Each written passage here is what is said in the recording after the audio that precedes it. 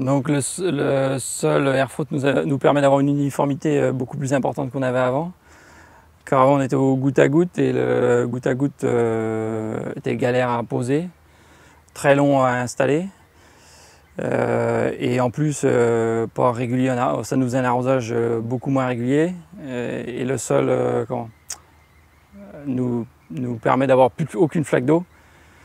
Et donc de garantir une régularité d'arrosage parfaite. Et en plus, comme la plante est plus belle sur ce sol-là que sur le sol qu'on avait auparavant, on va dire. Les différences de climat qui sont de plus en plus importantes. Ce sol-là nous permet de ne plus avoir d'excès d'eau comme on pouvait avoir auparavant sur l'automne et puis sur le printemps, parce qu'on n'a plus aucune flaque d'eau qui se forme au niveau de la culture.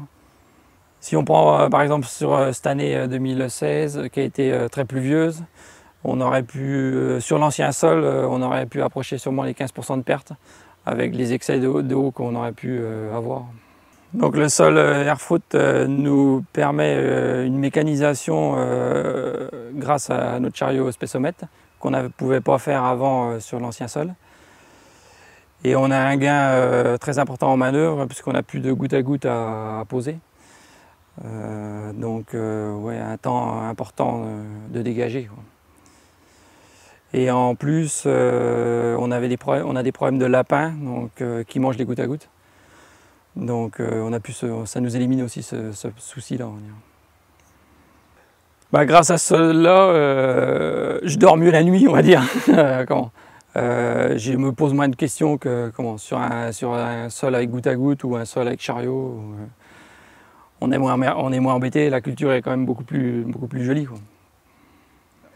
Le sol Airfruit nous a permis de mécaniser la manutention. On peut mettre les plantes à touche-touche en début de culture pour avoir un climat bien meilleur et les reprendre très facilement avec le système spécomètre pour pouvoir les desserrer sur une autre aire de culture ou sur la même surface où elles sont.